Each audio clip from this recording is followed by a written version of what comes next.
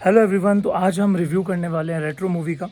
और सबसे इम्पॉर्टेंट बात तो मैं ये बताता हूँ आपको कि आज सुबह इतनी धूप में जयपुर में ऑलमोस्ट 40 डिग्री के अराउंड टेम्परेचर हो रहा है और मैं ट्रैवल करके गया हूँ 80 किलोमीटर्स, क्योंकि यहाँ पे शोज़ ही नहीं है आसपास। आइनॉक्स, पीवीआर, सिनेपोलिस किसी में भी नहीं, क्योंकि इनकी डील होती है जिसमें आप ओटीटी में 28 डेज़ के अंदर अंदर रिलीज़ करते हो। तो सिनेपोलिस, पीवीआर, जितनी भी बड़ी बड़ी नेशनल चेन है वो रिलीज़ नहीं करती है।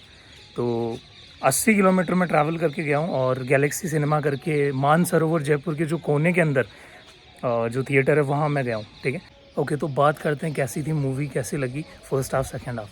तो फर्स्ट हाफ की अगर मैं बात करूँ तो ओ माय गॉड, इतना ज़्यादा इंगेजिंग था फर्स्ट हाफ।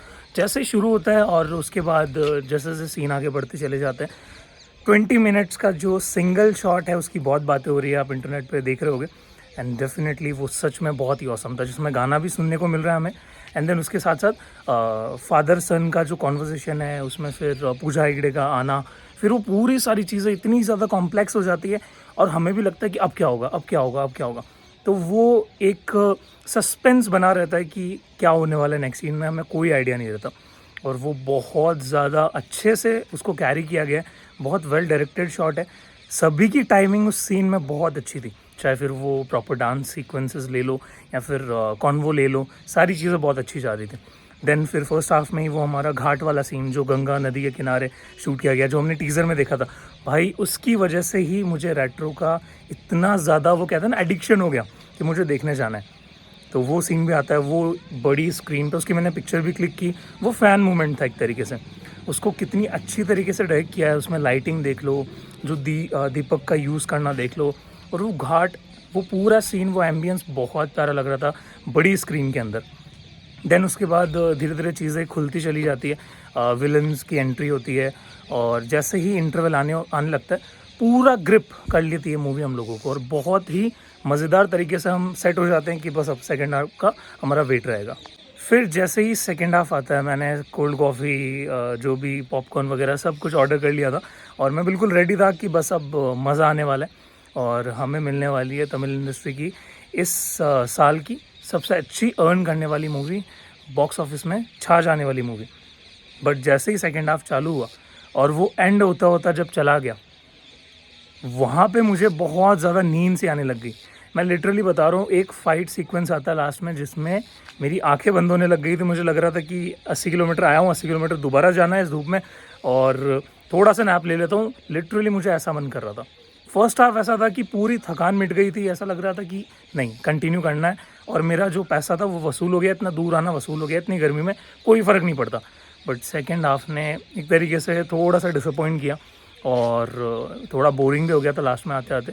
बट बीच में वो एक लव डिटॉक्स करके एक आइटम सॉन्ग है, वो अच्छा था। हिंदी में इतना ज़्यादा वो डबिंग लग रही थी, बट तमिल में अगर आप उसको सुनोगे, इवन रेट्रो के सारे सॉन्ग्स बहुत अच्छे हैं। तमिल में मैंने पूरी जूक बॉक्स उसका सुना है, बट हिंदी में थोड़ा डिसअपॉइंट करता है। इवन जो द वन सॉन्ग है जो तमिल में, माय गॉड, उसकी क्या लिरिक्स है और वो पूरा एकदम फ्लो में जो चलता है, वो हिंदी में हमें उतना फील नहीं होता। तो वो सारी चीज़ें एकदम मिक्स हो गई थी और बहुत ज़्यादा एक्सपेक्टेशंस थी। मैंने कहीं ना कहीं रोक लिया था कि एक्सपेक्टेशंस नहीं रखेंगे, ऐसे ही जाके देखेंगे, एंजॉय करेंगे। बट समहाउ कार्तिक सुब्बराज की फिल्म है और आपने महान देखी है, जिगरतंडा देखी है, तो वहाँ से हमें पता चलता है कि क्या लेवल उस बंदे का। तो वही पुरानी चीज़ों को रिपीट करने चक्कर में वो सेकंड हाफ, इवन एक सीन तो ऐसा आता है जिसमें आपको बाहुबली की याद आ जाएगी। ठीक है, एक सीन लिटरली ऐसा लगता है वो सेम वही फेस कट आता है प्रभास वाला, वही सेम स्टाइल, वही जो भी चीज़ें हो रही होती है, मैं स्पॉइलर नहीं दूंगा आपको। तो वहाँ पे एकदम बाहुबली वाला टच आता है। फिर एक दो जगह और मुझे किसी मूवी का एक नॉस्टैल्जिया फील हुआ, याद आया, तो मुझे लगा कि अगर ये नहीं करते तो सोचो क्या लेवल की फ़िल्म बनती। बट ठीक है, बेटर लक नेक्स्ट टाइम। आज मैं बेसिकली फ़ैन मोमेंट के हिसाब से इस फिल्म को देखने गया था। फर्स्ट हाफ बहुत इंगेजिंग था, सेकंड हाफ में आपको कहीं ना कहीं नींद आएगी। तो डेफिनेटली आप ट्राई दे सकते हैं, आपको ट्रैवल करना पड़ेगा। जितने भी आप रिव्यूज़ देख रहे होगे, बहुत दूर दूर लगी है पिक्चर, आसपास आपको कहीं नहीं मिलेगी।